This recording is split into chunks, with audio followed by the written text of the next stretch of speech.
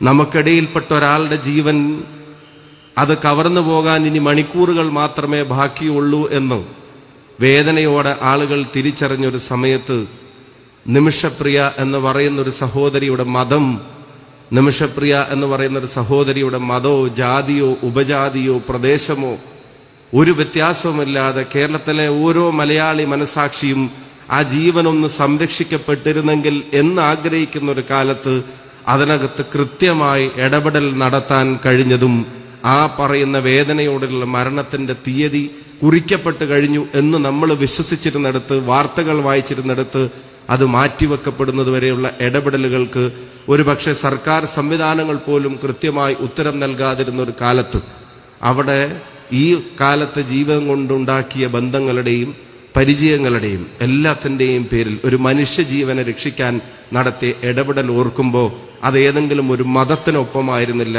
അതേതെങ്കിലും ഒരു പ്രദേശത്തിന്റെ ആവശ്യങ്ങൾക്ക് വേണ്ടിയായിരുന്നില്ല, അതേതെങ്കിലും ലിംഗവ്യത്യാസത്തിന്റെ അടയാളങ്ങൾക്ക് വേണ്ടിയായിരുന്നില്ല, അതൊരു മനുഷ്യന് വേണ്ടിയായിരുന്നു, ഒരു മനുഷ്യജീവന് വേണ്ടിയായിരുന്നു.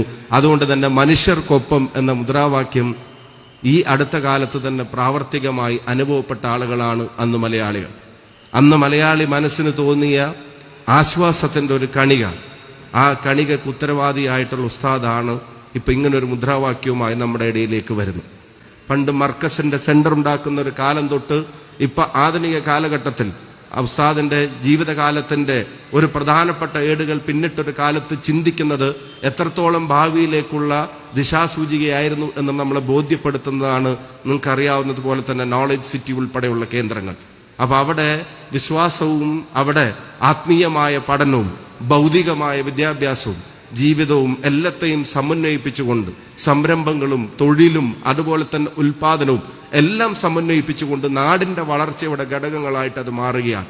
അതേസമയം തന്നെ മനുഷ്യർക്കിടയിൽ കരുണ പറ്റാതെ പ്രവർത്തിക്കുന്ന ഒട്ടേറെ ഇടപെടലുകളും ഉണ്ടാവുകയാണ്.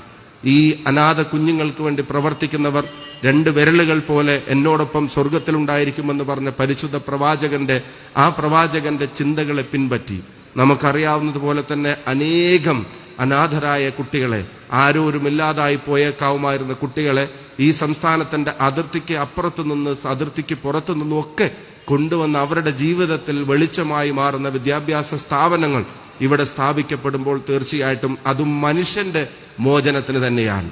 ഇപ്പൊ മനുഷ്യന്റെ മോചനത്തിന് മനുഷ്യർക്കൊപ്പം നിന്ന് പൊരുതുക, പോരാടുക, മനുഷ്യർക്കൊപ്പം അടിയുറച്ചു നിൽക്കുക എന്ന ഏറ്റവും കാലികമായ ഒരു മുദ്രാവാക്യമാണ് ഈ യാത്രയ്ക്ക് വേണ്ടി തെരഞ്ഞെടുത്തിരിക്കുന്നത് എന്നുള്ളത് കേരളം നന്ദിയോടെ സ്മരിക്കും എന്ന കാര്യത്തിന് സംശയം വേണ്ട. കാരണം നേരത്തെ സൂചിപ്പിക്കപ്പെട്ടതുപോലെ തന്നെ ഈ വരുന്ന 10,000-കണക്കിന് ആളുകൾ അവരുടെ ഹൃദയത്തിലേക്ക് ഒഴിച്ചു കൊടുക്കുന്നത് ഏതെങ്കിലും വിഭാഗീയതയുടെ എരുതിയല്ല, അവരുടെ തലച്ചോറിലേക്കും ഹൃദയത്തിലേക്കും പകർന്നു കൊടുക്കുന്നത് സഹജീവികളെ ചേർത്ത് പിടിക്കാനുള്ള കരുണയുടെ സന്ദേശമാണ് എന്നുള്ളത് നാടിന്റെ നിലനിൽപ്പിന് തന്നെ പ്രാധാന്യമുള്ള ഒന്നാണ് എന്നുള്ളത് തിരിച്ചറിയുന്നവരാണ് ഈ ജാഥയ്ക്ക് പിന്തുണയുമായി കടന്നു വരുന്നവർ എന്ന കാര്യത്തിനൊരു സംശയം വേണ്ട.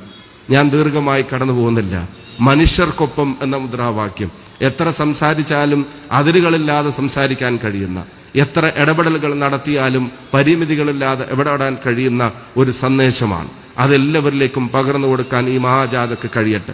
1-ാം തീയതി ആരംഭിച്ച് 3-ന് നമ്മുടെ ജില്ലയിലേക്ക് കടന്നു വന്നിട്ടുള്ള ഈ ജാഥയ്ക്ക് ബഹുമാന്യനും ആദരണീയനുമായ ഉസ്താദൻ പ്രിയപ്പെട്ട പണ്ഡിത ശ്രേഷ്ഠർക്ക് നമ്മുടെ നാദാപുരത്തിന്റെ മണ്ണിലേക്കുള്ള ഹാർദമായ സ്വാഗതം ഒരെളിയ ജനപ്രതിനിധി എന്ന നിലക്ക് ഞാനും കൂടെ ഈ വേദിയിൽ നേരാൻ ആഗ്രഹിച്ചുകൊണ്ട് പ്രമേയത്തിന്റെ വിശകലനം ഉൾപ്പെടെയുള്ള കാര്യങ്ങൾ ഈ വേദിയിൽ നടക്കാനിരിക്കുന്നുകൊണ്ട് നിങ്ങളുടെ എല്ലാവരുടെയും അനുമതിയോടെ സംഘാടകരെ ഏൽപ്പിച്ച ഉത്തരവാദിത്വം കാസർഗോഡ് മുതൽ തിരുവനന്തപുരം വരെ ജനുവരി 1 തൊട്ട് 16 വരെ നടക്കുന്ന ഈ മഹായാത്രയ്ക്ക് മനുഷ്യർക്കൊപ്പം എന്ന ഈ മുദ്രാവാക്യത്തിന് അതിന് നാദാപുരത്തിന്റെ മണ്ണിൽ നിങ്ങൾ നൽകിയ ഉജ്ജ്വലമായ സ്വീകരണത്തിന്റെ ഔപചാരികമായ ഉദ്ഘാടന കർമ്മം നിങ്ങളുടെ ഓരോരുത്തരുടെയും പേരിൽ നിർവഹിച്ചതായി പ്രഖ്യാപിച്ചുകൊണ്ട് എന്റെ വാക്കുകൾ ഉപസംഹരിക്കുന്നു.